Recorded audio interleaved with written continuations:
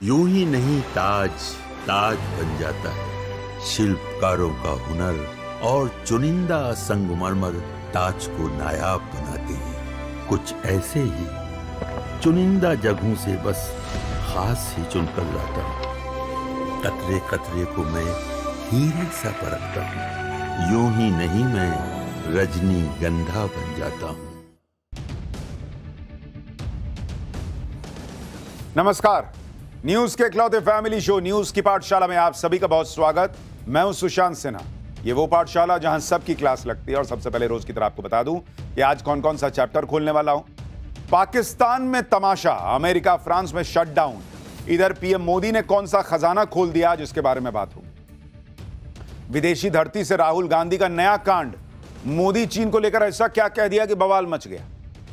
Bike हल्की car भारी क्यों, राहुल गांधी का ऐसा सवाल, ऐसा जवाब, भाई साहब सुन के दिमाग हिल जाएगा। आज आपको दिखाऊंगा। पहले चीन ने ट्रंप को हड़काया, अब दोस्त मोदी के लिए अमेरिका से क्यों भिड़ गए हैं पुतिन, इसके बारे में भी बात होगी। इसके अलावा पीओके में ऐसा भयंकर बवाल, पाकिस्तान की फौज को वहां की पब्लिक ने क्यों दौड़ा दौड़ा कर पीटा। मुनीर के होश उड़े, शहबाज की उल्टी गिनती शुरू। पीओके में वो हो रहा है जो कभी नहीं हुआ। साथ ही बात होगी जुमे पर सीएम योगी का वो एक्शन कि आई लव मोहम्मद के नाम पर बवाल काटने वालों का कंप्लीट इलाज हो गया है क्या। मौलाना तौकीर रजा एंड टीम पर ऐसा एक्शन कि मौलाना अब शांति की अपील करने पर आ गए। मुजाहिद आर्मी, ब्लैक डायरी और बरेली के गुनहगारों का वो खुलासा जो आपको शॉक दे देगा। और आखिर में हमारा स्पेशल सेगमेंट, सोचा है कभी जानवर बीमार पड़ते हैं तो बिन डॉक्टर बिन दवाई अपना इलाज खुद कैसे करते हैं, सोचा है कभी, ये भी बताऊंगा। पाठशाला की पहली क्लास, पाकिस्तान में तमाशा, अमेरिका और फ्रांस में शटडाउन, इधर पीएम मोदी ने कौन सा खजाना खोल दिया भाई। विदेशी धरती से राहुल गांधी का नया कांड, मोदी चीन को लेकर क्या कहा कि बवाल मच गया। बाइक हल्की कार भारी क्यों, राहुल गांधी का ऐसा सवाल जिसे सुनकर दिमाग हिल जाएगा। पहले चीन ने ट्रंप को हड़काया, अब दोस्त मोदी के लिए अमेरिका से पुतिन क्यों भिड़ गए हैं, अब इसका सबसे पहले चैप्टर खोल रहा हूं। पूरी दुनिया में इस वक्त हाहाकार मचा हुआ है। क्या अमेरिका, क्या फ्रांस, क्या पाकिस्तान, सबकी हालत खराब है। पाकिस्तान में तो गजब तमाशा चल रहा है, वहां पीओके में भयंकर विद्रोह हो रहा है। पाकिस्तान की फौज को वहां की पब्लिक दौड़ा दौड़ा कर पीट रही है बॉस। ये सब क्यों हो रहा है, ये आपको आगे विस्तार से बताऊंगा। लेकिन बात सिर्फ पाकिस्तान की नहीं है बॉस, अमेरिका और फ्रांस जैसे देशों की स्थिति डावाडोल है। वहां शटडाउन हो चुका है अमेरिका में। 2-3 दिन से अमेरिका जो है वो ठप पड़ा हुआ, शटडाउन। लोगों को कह रहे हैं सरकारी कर्मचारियों घर बैठो, आना मत ऑफिस।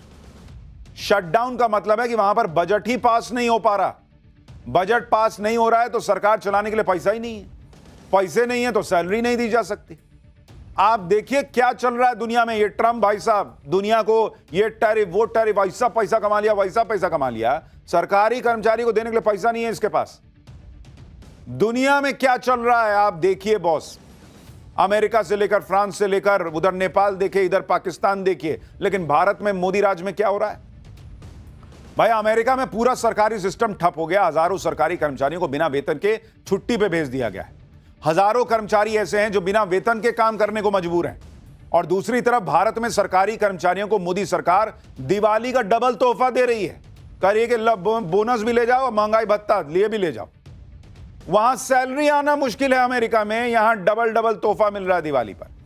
अमेरिका की तरह ही फ्रांस में भी शटडाउन जैसे हालात बन गए। लोग वहां सरकार से और ज्यादा आर्थिक मदद मांग रहे हैं कि पैसा दीजिए, हमारे पास पैसा नहीं है। प्रदर्शन की वजह से वहां एफिल टावर बंद करना पड़ गया है।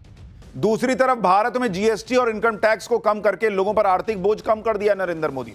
महंगाई कंट्रोल में है, आर्थिक विकास दर दुनिया में टॉप पर है। यानी जिस वक्त अमेरिका और फ्रांस जैसे ताकतवर देशों की जमीन हिल रही है, पैर उखड़ रहे हैं, उस वक्त भारत में प्रधानमंत्री नरेंद्र मोदी किस तरह भारत की इकोनॉमी को, भारत के लोगों की चिंताओं को समझते हुए फैसले ले रहे हैं, वो अभूतपूर्व है बॉस। पूरी दुनिया देख के हैरान है कि आदमी कैसे कर पा रहा है भाई, हमसे नहीं हो रहा। दुनिया इस बात पर हैरान है कि नरेंद्र मोदी की कूटनीति से अमेरिका चौतरफा कैसे फंस गया। भाई पहले चीन ने ट्रंप को हड़का दिया था, ये सब नहीं चलेगा दादागिरी, तुम क्या कर रहे हो। अब दोस्त मोदी के लिए पुतिन सीधे अमेरिका से भिड़ गए भाई। पुतिन ने कैसे भारत को लेकर ट्रंप की क्लास लगा दी, आज आपको यह भी दिखाऊंगा। लेकिन नरेंद्र मोदी की इस दमदार कूटनीति के बीच राहुल गांधी में कुछ नहीं बदला बॉस। उनको अभी भी कुछ नहीं दिख रहा। वो फिर विदेश गए हैं, फिर वही कांड कर रहे हैं। विदेश की धरती पर जाकर राहुल गांधी नया कांड करके आए। राहुल गांधी ने विदेशी धरती से मोदी और चीन पर ऐसा क्या कह दिया कि बवाल मच गया है, और ऐसी ऐसी बात कह दी है बॉस कि गाड़ी भारी क्यों होती है, बाइक हल्की क्यों होती है, पूरा छीछा लेदर हो गया। मजाक उड़ रहा है कि राहुल गांधी जो बोल रहे हैं इसको समझने के लिए दिमाग का फ्यूज उड़ जाएगा। राहुल गांधी की बात तो आगे करूंगा कायदे से, लेकिन पहले दुनिया में जो हो रहा है उसे देखना जरूरी है, क्योंकि जिस वक्त भारत में नरेंद्र मोदी इकोनॉमी के लिए बड़े बड़े फैसले ले रहे हैं और लोगों को लगता है कि इसमें क्या है, इकोनॉमी रॉकेट बनी है तो बनी है, जीएसटी में रिफॉर्म कर दिए तो कर दिए, महंगाई डबल डिजिट में नहीं जा रही तो क्या ही हो गया, हमारे डीए बढ़ा दिए तो बढ़ा दिए, क्या ही हो गया। बॉस, ये जो बातें आपको छोटी छोटी लग रही हैं वो दुनिया के सिनारियों में देखिएगा तब आपको पता चलेगा कि बॉस भारत आज की डेट में कहां खड़ा है। अमेरिका जैसा ताकतवर देश बाप बाप कर रहा, फैसले नहीं ले पा रहा। 3 दिन हो गए अमेरिका का पूरा सिस्टम ठप पड़ गया है, 3 दिन से शटडाउन चल रहा है। अमेरिका में इस वक्त क्या क्या बंद हो चुका है आप देखिए, सुनिए। अमेरिका की स्पेस एजेंसी नासा बंद हो गई भाई, सिर्फ कुछ सर्विस चल रही है। 83% स्टाफ नासा का छुट्टी पे चला गया है। बताइए, जिसको जाना था चांद पे वो चल गए छुट्टी पे। शटडाउन की वजह से अमेरिका का एजुकेशन डिपार्टमेंट बंद हो गया, करीब 87% स्टाफ छुट्टी पर चला गया एजुकेशन डिपार्टमेंट का। ट्रंप जो पढ़ा रहे थे कि मैं अमेरिका को ग्रेट अगेन बना दूंगा, मागा अमेरिका ग्रेट अगेन, लोग कह रहे हैं मागा मतलब मेक अमेरिका गरीब अगेन है क्या जी। शटडाउन की वजह से अमेरिका में म्यूजियम और नेशनल पार्क बंद हो रहे हैं। म्यूजियम का टिकट खरीदेगा कैसे आदमी, पैसा ही नहीं है। अमेरिका में डिपार्टमेंट ऑफ लेबर ने काम करना बंद कर दिया है, पैसा नहीं दीजिएगा काम कौन करेगा। अमेरिका का कॉमर्स विभाग करीब करीब ठप पड़ गया, वहां 81% स्टाफ छुट्टी पर चला गया। अमेरिका का एनर्जी, एग्रीकल्चर, हाउसिंग और अर्बन डेवलपमेंट का भी आधे से ज्यादा स्टाफ छुट्टी पर है। सबसे ज्यादा असर डिफेंस पर पड़ा है। रक्षा विभाग में करीब 3,34,000 लोग छुट्टी पर चले गए, 3,34,000 लोग बॉस।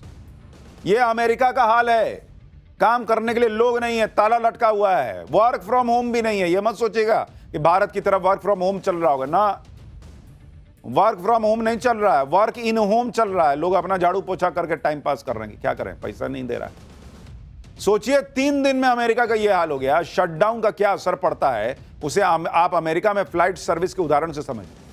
अमेरिका में एयरलाइंस ने अपने यात्रियों को पहले ही आगाह कर दिया कि शटडाउन की वजह से फ्लाइट सर्विस में देरी हो सकती है, क्योंकि अभी ट्रांसपोर्टेशन सिक्योरिटी एडमिनिस्ट्रेशन के ऑफिसर और एयर ट्रैफिक कंट्रोलर से जुड़े लोग बिना सैलरी के काम कर रहे हैं। अमेरिका में 60,000 ट्रांसपोर्टेशन सिक्योरिटी एडमिनिस्ट्रेशन के ऑफिसर हैं और 13,000 एयर ट्रैफिक कंट्रोलर्स हैं। ये वो लोग हैं जो शटडाउन में भी काम करते हैं क्योंकि इनकी सर्विस को जरूरी माना गया है। लेकिन भाई वो कह रहे हैं कि हो सकता है धीरे धीरे काम करेगा, क्या प्रेशर बनाएंगे कि जल्दी जल्दी करो नहीं तो पैसा नहीं देंगे। वो कह रहा पैसा आइए नहीं रहा है, कौन सी जल्दी काम करूंगा, नहीं करूंगा, जाओ क्या करिए। तो पहले ही वो कह दिए कि लेट हो सकता है भाई, आइएगा टाइम पे आप एयरपोर्ट पे। अब अमेरिका में फ्लाइट सर्विस जारी रहेगी या ठप हो जाएगी, ये उन कर्मचारियों पर निर्भर करता है जो बिना वेतन के काम कर रहे हैं। अमेरिका की ऐसी हालत क्यों हो गई, इसे भी आपको समझना चाहिए, फिर बताऊंगा भारत में क्या चल रहा है। दरअसल अमेरिकी सरकार को चलाने के लिए हर साल बजट पास करना जरूरी होता है, लेकिन ट्रंप सरकार और विपक्ष के बीच अभी तक फंडिंग वाले बिल को पास करने पर सहमति नहीं बन पाई है। शटडाउन की वजह से सरकारी एजेंसियों को वेतन ही नहीं मिल पा रहा है और उसका असर यह हो रहा है कि गैर जरूरी सेवाएं और दफ्तर बंद हो गए, क्योंकि जब वेतन ही नहीं है तो दफ्तर खोल के कीजिएगा क्या। अमेरिका में इसे शटडाउन कहा जाता है। अब इस शटडाउन को लेकर अमेरिका में सियासी युद्ध छिड़ गया है। ट्रंप की पार्टी इसके लिए डेमोक्रेट्स को जिम्मेदार बता रही है, दूसरी तरफ डेमोक्रेट्स इसके लिए रिपब्लिकन को दोष दे रहे हैं। डेमोक्रेट्स कह रहे हैं कि वो ट्रंप का रबर स्टैंप नहीं ना है जी, कि जो आदमी जो कर देगा उस पर हम ठप्पा लगा देंगे। आप सोचिए, दुनिया की सबसे ताकतवर माने जाने वाली अर्थव्यवस्था का यह हाल कर दिया ट्रंप ने कि वहां कर्मचारियों को वेतन देने के लाले पड़ गए। 7 लाख से ज्यादा कर्मचारियों को बिना वेतन के छुट्टी पर भेज दिया गया, जिससे 3,500 करोड़ रुपए बचेंगे। आखिरी बार साल 2018 में शटडाउन हुआ था, तब भी ट्रंप ही राष्ट्रपति थे, तब शटडाउन 35 दिन चल गया था। इस बार अगर 35 दिन शटडाउन चल गया ना बॉस, तो ट्रंप फंस जाएंगे। ये वही ट्रंप है जो टैरिफ लगाकर भारत को नुकसान पहुंचाने निकले थे, लेकिन आज खुद उनके यहां जबरदस्त नुकसान हो रहा है। जो ट्रंप भारत की इकोनॉमी को डेड बता रहे थे, आज उनके यहां अमेरिका की जीडीपी गिरने के नए नए अनुमान लग रहे हैं। टैरिफ वॉर से ट्रंप भारत को हिला ना पाए, उल्टे शटडाउन से अमेरिका जरूर हिल गया। शटडाउन से अमेरिका को कितना नुकसान होगा आप खुद सुनिए। Standard and poor's global rating के मुताबिक 1 हफ्ते के शटडाउन से अमेरिका की जीडीपी 0.1 से 0.2% तक गिर सकती है। 1 हफ्ते के शटडाउन में बॉस, एक हफ्ते के हिसाब से जीडीपी में यह बड़ी गिरावट है। शटडाउन से अमेरिका को करीब एक हफ्ते में 1,33,000 करोड़ रुपए का नुकसान होगा। अगर यह एक महीने खिंच गया बॉस, तो अमेरिकी मार्केट को करीब 2,66,000 करोड़ रुपए का झटका लग सकता है। शटडाउन से करीब 43,000 नौकरियां खतरे में पड़ गई। इससे पहले जब साल 2018 में शटडाउन हुआ था, उससे अमेरिका को करीब 1,00,000 करोड़ रुपए का नुकसान हुआ था। अमेरिका की ही तरह फ्रांस में भी शटडाउन की नौबत आ गई है। वहां सरकार के खिलाफ बड़े बड़े प्रदर्शन हो रहे हैं, कामकाज ठप पड़ गया है, ट्रेड यूनियन हड़ताल पे चली गई हैं। ये देखिए एफिल टावर, हालत ये हो गई है कि पेरिस में एफिल टावर को बंद करना पड़ गया है। एफिल टावर पर बोर्ड लगा दिया गया है कि हड़ताल की वजह से एफिल टावर बंद है। बताइए, ये दुनिया की बड़ी बड़ी इकोनॉमीज का हाल है बॉस, पैसा नहीं है उनके पास।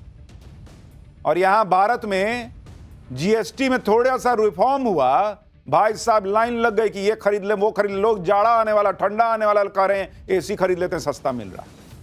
ऐसा पॉकेट में पैसा है।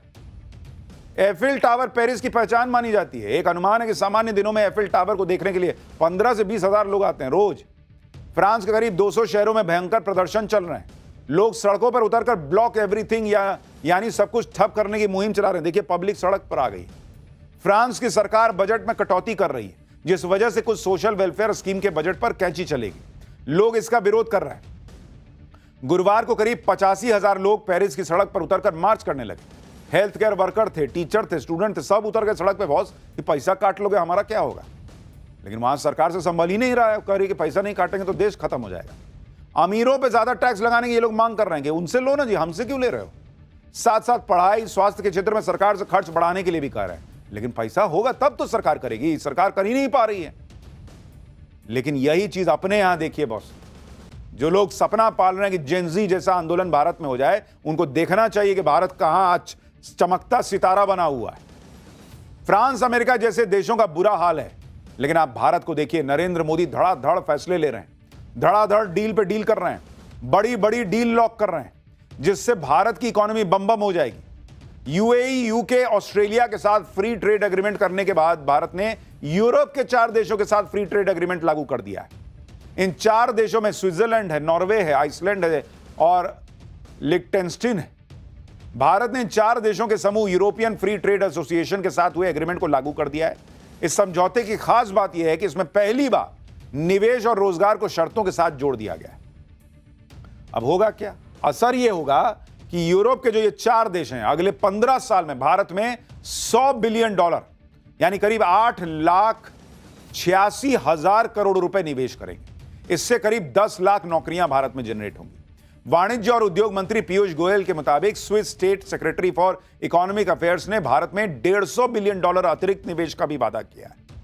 यानी अगर सब कुछ ठीक चला तो भारत में 100 बिलियन नहीं बल्कि कुल 250 बिलियन यानी करीब 22 लाख करोड़ रुपए का निवेश आएगा। यह कर रहे हैं नरेंद्र मोदी। पीएम मोदी कल देश के युवाओं को 62,000 करोड़ की बड़ी सौगात भी देने वाले हैं। कल युवाओं के स्किल डेवलपमेंट से जुड़ी योजना की शुरुआत करेंगे। इस योजना के तहत देश भर के 1,000 सरकारी आईटीआई को अपग्रेड किया जाना है। नरेंद्र मोदी जिस तरह से बोल्ड फैसले कर रहे हैं, उसकी वजह से ही पूरी दुनिया उनकी कायल हुई बैठी। आप रूस और पुतिन को देखना लीजिए। अमेरिका ने इतना प्रेशर बनाया, लेकिन भारत ने साफ कर दिया कि रूस से दोस्ती ना टूटेगी, रूस से तेल खरीदना बंद नहीं करेंगे। आज फिर शुक्रवार था, जुम्मा था, बहुत बड़ा चैलेंज था। लोगों को लगा भाई पिछले बार तो बड़ा कांड हुआ, आज फिर कुछ ऐसा ना हो जाए पिछली बार जैसा। लेकिन बॉस, एक हफ्ते के अंदर सीएम योगी आदित्यनाथ और उनकी पुलिस ने साजिश के मास्टरमाइंड, उनके मददगारों पर जो ताबड़तोड़ एक्शन लिया, जिस तरह दंगाइयों के अवैध ठिकानों पर बुलडोजर गरजा, जिस तरह दंगों की साजिश की कलई खुली, उसने यूपी को सुलगाने का जो मंसूबा पालने वाले थे, उनकी सारी गर्मी निकाल दी बॉस। आज बरेली में बवाल के बाद दूसरा जुमा था, लेकिन आप स्थिति देख लीजिए। आज बरेली में जुमे की नमाज पर किसी तरह का कोई बवाल नहीं हुआ। अब तक आई लव कैंपेन की आड़ में बवाल को भड़काने में जुटे मौलानाओं के सुर बदल गए। आज मौलाना युवाओं से शांति की अपील करते नजर आए। अब तक आई लव मोहम्मद के लिए खुद को हर सजा के लिए तैयार बताने वाले ओवैसी भी युवाओं को कानून नहीं तोड़ने की नसीहत देने लगे। यानी ओवैसी से लेकर हर मौलाना तक के सुर बदल गए। एक हफ्ते में योगी आदित्यनाथ ने उसी उत्तर प्रदेश में जिसमें पिछले जुमे को बवाल हुआ था, उस जुमे से इस जुमे के बीच में हालात और जज्बात सब बदल दिए। आज पाठशाला में बताऊंगा एक हफ्ते के अंदर सीएम योगी ने कैसे ये सब कर दिया। आपको याद होगा कि पिछले शुक्रवार को बरेली में किस तरह दंगाइयों की भीड़ बेकाबू हुई, पुलिस पर पथराव किया गया और फायरिंग तक के आरोप लगे। लेकिन बॉस, आज की तस्वीर देखिए। हफ्ते भर में एक जुमे से दूसरे जुमे के बीच में कैसे हालात बदल गए। बरेली में आज जुमे की नमाज के दौरान पूरी शांति थी, सब कुछ सामान्य नजर आया। नमाज के तय वक्त पर लोग मस्जिदों में आते रहे, नमाज पढ़कर घर वापस जाते रहे। बरेली आज शांत इसलिए नजर आया क्योंकि पूरे शहर के चप्पे चप्पे पर पुलिस के जवान तैनात कर दिए गए थे। खुद डीएम और एसपी ने फ्लैग मार्च को लीड किया। शहर की गलियों में फ्लैग मार्च करके बवाल करने का मंसूबा पालने वालों को क्लियर मैसेज दे दिया गया कि तुम अगर उपद्रव करोगे तो इलाज के लिए हम भी खड़े हैं। जमीन पर पुलिस ने फ्लैग मार्च किया तो आसमान में ड्रोन कैमरे से निगरानी रखी जा रही थी। ये वही ड्रोन कैमरे हैं जिनकी मदद से पुलिस बरेली में हुए बवाल के आरोपियों की पहचान में जुटी और उन्हें सलाखों के पीछे भेजा जा रहा है। पुलिस के ताबड़तोड़ एक्शन का ही असर है कि बवाल करने वाले अब कान पकड़कर माफी मांग रहे हैं, दोबारा कभी गलती नहीं करने की बात कर रहे हैं। बरेली के मामले में यूपी पुलिस ने ताबड़तोड़ एक्शन लिया और सारे उपद्रवियों की गर्मी निकाल दी। भाई, वो खुद कान पकड़ के कह रहा ना कि कभी ऐसा नहीं करूंगा, इसका मतलब कुछ ऐसा किया था कि उसको पता है कि इस वजह से उस पर एक्शन हुआ है।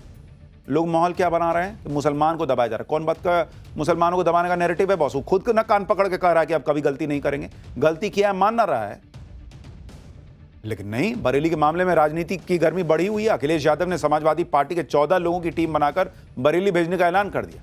संभल से सपा सांसद जकीउर रहमान जैसे नेता भी शामिल हैं इसमें, जो पिछले साल संभल में हुए दंगों में खुद आरोपी नंबर 1 थे।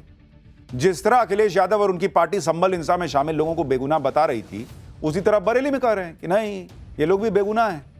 पुलिस पर निर्दोष लोगों पर लाठीचार्ज का आरोप लगाया जा रहा है। इनको कोई गुनहगार दिखता ही नहीं है, बस बशर्ते कि वो मुसलमान होना चाहिए। बरेली के मामले में राजनीति होने लगी है, लेकिन उधर यूपी पुलिस के ताबड़तोड़ एक्शन रुकने वाले नहीं है बॉस। अब तक 26 सितंबर को हुए बवाल को लेकर 10 केस दर्ज हो चुके हैं। बवाल की फुटेज की मदद से आरोपियों की पहचान हो रही है, उनको गिरफ्तार किया जा रहा है।